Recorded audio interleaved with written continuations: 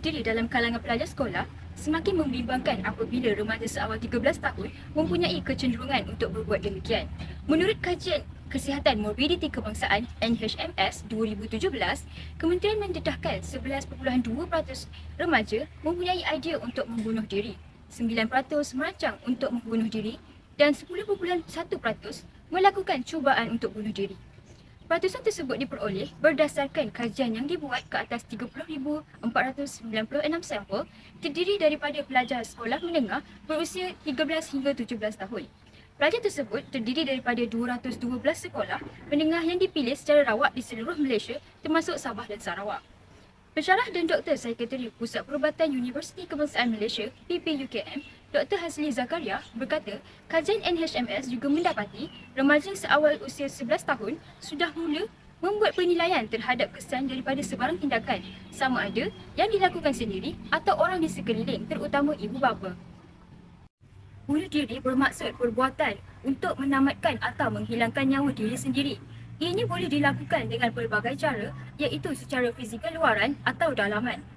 Menurut Reynolds 1991, tingkah laku ini boleh diklasifikasikan dalam beberapa aspek seperti penyelesaian akhir melalui tindakan bunuh diri, percubaan bunuh diri, niat secara terbuka untuk bunuh diri dan pemikiran ke arah bunuh diri.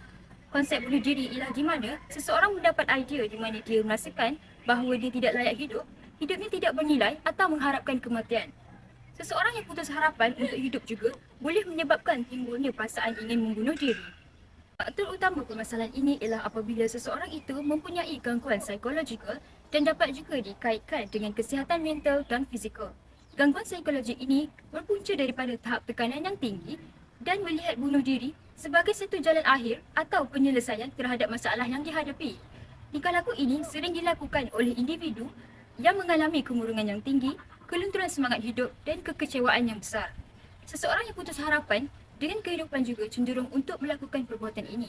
Pemikiran bunuh diri ini pada mulanya datang hanya sekadar idea-idea bahawa diri sudah tidak berguna dan sebagainya, tetapi idea tersebut bertukar menjadi niat dan seterusnya ke percubaan membunuh diri dan berakhir kepada penyelesaian, iaitu bunuh diri sehingga mati.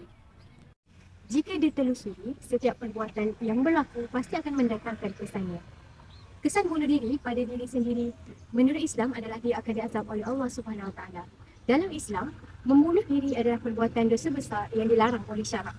Kesan pada diri saya sendiri, saya akan lebih terdedah bahawa perbuatan bunuh diri ini adalah perbuatan yang menakutkan dan ianya adalah salah. Kesan perbuatan bunuh diri kepada orang lain pula, terutama keluarga dan rakan, adalah mereka akan timbul rasa menyesal dan bersalah kerana membiarkan seseorang itu melakukan perkara yang keji serta akan mengakibatkan kesedihan yang berpanjangan atas kehilangan seseorang yang mereka sayangi dan juga boleh menyebabkan berlakunya penyakit mental seperti kemurungan dan trauma. Strategi menangani permasalahan kejadian bunuh diri ini adalah sesuatu perkara yang boleh ditangani. Strategi untuk menangani kes bunuh diri ini adalah keluarga mestilah memberikan kasih sayang secukupnya antara satu sama lain supaya mereka dapat merasakan diri mereka disayangi dan dihargai. Selain itu, individu yang mempunyai hasrat untuk membunuh diri ini mestilah mendapatkan bantuan profesional seperti bantuan kaunseling di mana ianya dapat membantu mereka lebih celik akal bahawa perbuatan bunuh diri ini adalah perbuatan yang salah. Di samping itu, pihak media juga boleh memainkan peranan untuk tidak mensensasikan berita-berita yang melibatkan bunuh diri dan bersifat prejudis kepada mangsa, tetapi perlu diubah kepada berita yang boleh membangkitkan kesedaran dan pendidikan kepada masyarakat. Kadang-kala orang yang bercakap tentang keinginan membunuh diri ini juga bukanlah ingin mencari perhatian semata-mata, namun mereka betul-betul ingin meminta tolong dan ingin dibantu.